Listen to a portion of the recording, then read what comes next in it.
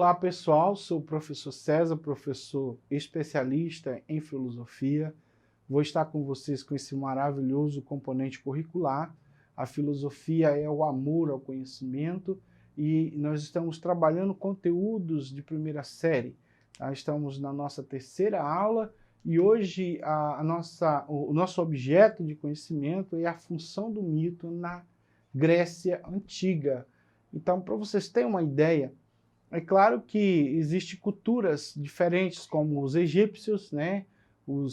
As culturas hindu, né? Que vem da Índia, a cultura chinesa, a cultura hebraica, né? Existem culturas que elas são datadas aí de 500, 600, 700 anos antes de Cristo. Mas por que a gente tem que estudar, então, o surgimento do mito, né, justamente nessa cultura grega? Bem, porque os gregos foram os primeiros sistematizadores. É certo que existem outras culturas que têm informações que são preciosas para nós, né, como os próprios maias, os incas, as ciências que eles usaram para fabricar determinados tipos de coisas. Mas o nosso objeto é justamente os gregos. Os gregos, eles começaram, é claro que o primeiro pensador a sistematizar foi Tales de Mileto, aí passa por Anaximander, Anaxímenes, passa por Heráclito, Parmênides, até que se chega, né, no pensamento de Sócrates, até que chega na pessoa de Sócrates, que é citado por Platão. Platão foi o seu grande discípulo, né, escreveu várias obras, entre elas a República, né, que vai citar como é que foram os diálogos de Sócrates com seus amigos, Trasímacos, né, e toda essa contextualização. Mas nosso objeto é o mito, né, e o mito ele foi produzido por outros autores, por exemplo, Hesíodo, né, que escreveu a Teogonia, como é que surgiu os deuses, o caos, a Gaia, né, a Mãe Terra, como é que surgiu Urano, como é que surgiu Cronos, e Cronos foi, né, o grande pai, né, de Zeus, que mais tarde virou o deus do Olimpo e conquistou tudo. E temos também o pensamento e a poesia, né, trazida, né, por Homero, quando escreveu a Ilíada, né, como é que foi que aconteceu, por exemplo, a Guerra de Troia, né, por causa de Helena, né, que era a mulher de Menelau, o grande rei de uma das cidades da Grécia, né, que foi roubada e foi levado, né, para uma outra cidade, e eles tiveram que pegar embarcações e guerrear contra Esparta, né, ou contra a grande Troia, aliás, contra a grande Troia. Então, nós temos essas narrativas que foram faladas, foram escritas, e que elas trazem uma mistura de divindades. Essas divindades vão surgir, por exemplo, Aquiles. Por que Aquiles era tão rápido? Porque, segundo a mitologia, ele era filho de Zeus. Zeus tinha descido, tinha tido relação com a mãe dele, e ele nasceu com uma habilidade muito rápida. Ele era um invencível, assim como também está ligado ao surgimento de Hércules, que foi um grande homem forte. Mas existem narrativas também hebraicas que falam sobre Sansão, que era um homem que levantava os portões, carregava, colocava fogo em várias raposas. Então, o mito ele sempre está ligado com aquilo que o homem procura explicação, procura lógica, com o transcendente, com aquilo que está além do sentido, aquilo que só pode ser pensado e imaginado.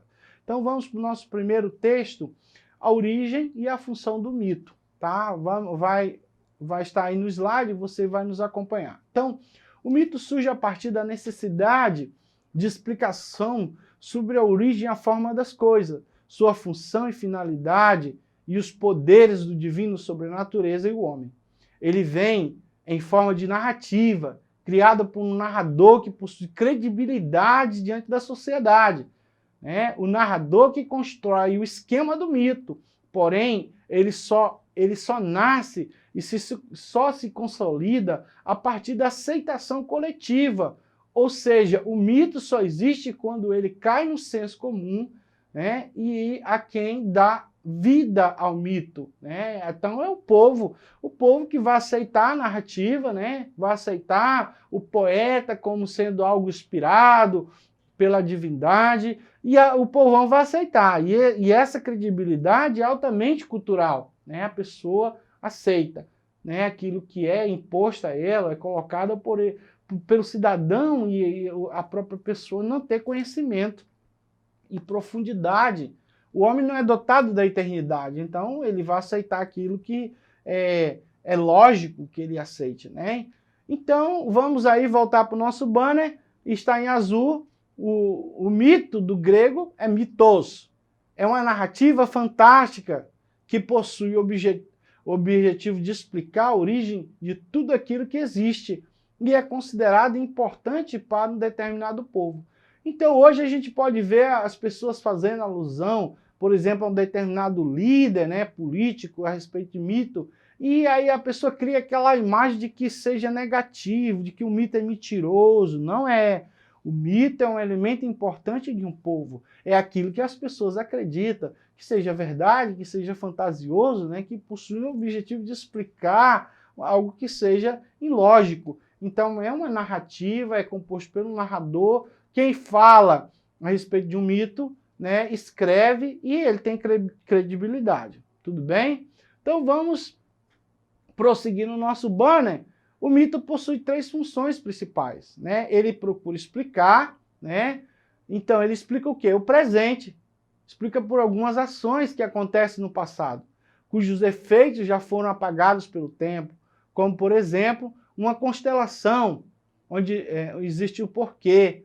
Há muitos anos as crianças fugitivas e famintas moraram, né? Morreram na floresta, mas uma deusa leva-os para o céu e transforma em estrelas. Então, existe a imagem aí, né, de um deus, né, carregando uma criança. Então, o mito também tem muito a ver com as relações das culturas, né? Aí está citando, por exemplo, as crianças famintas vinham para a floresta, né? Elas morreram de fome na floresta, e alguém, para fantasiar isso, dizia, não, as criancinhas viraram estrelas, né? Elas estão lá no céu, estão guardadas, né? E cria-se aquele mito de que a morte não é tão terrível, não é tão feia, né? Então, também para tirar mais essa questão, né, do medo da morte, né? Então, 2, organizar. O mito organiza as relações sociais de modo a legitimar e determinar um sistema complexo de permissões e proibição. O mito de Édipo existe em várias sociedades e tem a função de garantir a proibição do incesto, né? Por exemplo, o mito dele diz que ele haveria de matar o pai dele, né, de ter filhos com a mãe dele, e ele procurou fugir para bem distante para isso não acontecer, né?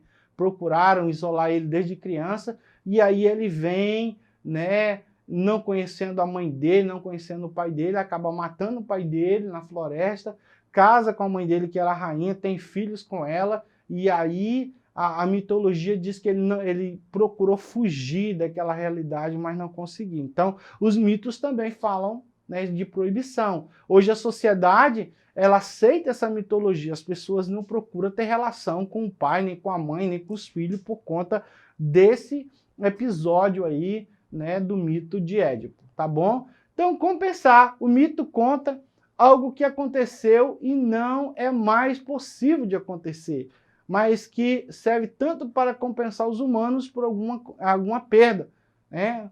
Para garantir-lhes que esses erros, né, eles devem ser evitados, para corrigir, né?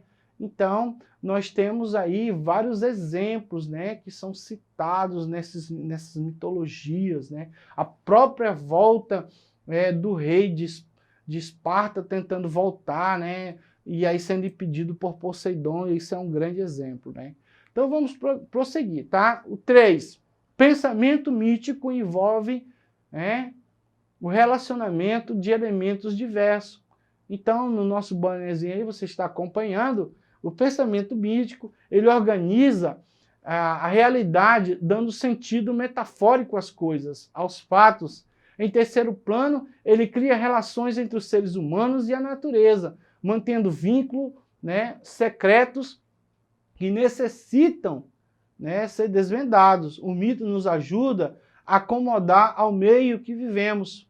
Para que o mito sobreviva é necessário o sacrifício que ordena a nossa visão de mundo. Em várias sociedades, o sacrifício de vidas humanas mantinha as relações com a divindade, né, com o objetivo de aplacar a ira do Supremo. Os hebreus, por exemplo, a gente vai ver essa imagem, né, de estar sacrificando o cordeiro, né, cordeiro morto, que foi desde a fundação do mundo nós temos.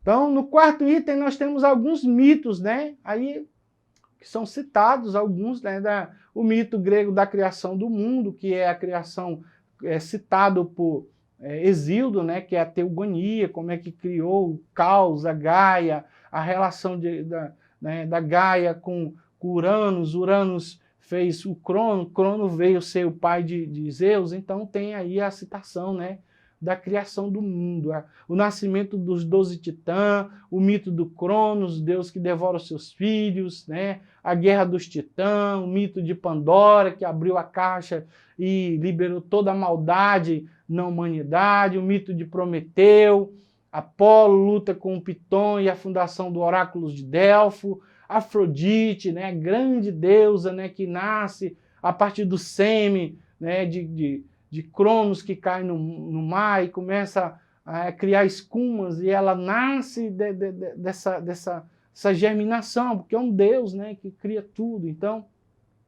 o mito de Arquelau, o herói incrível, Odisseu e o Ciclope, né, o mito de Narciso, o mito de Perséfones, né, o mito da Medusa, que é uma deusa, né, uma semideusa que petrifica todos que olham para ela.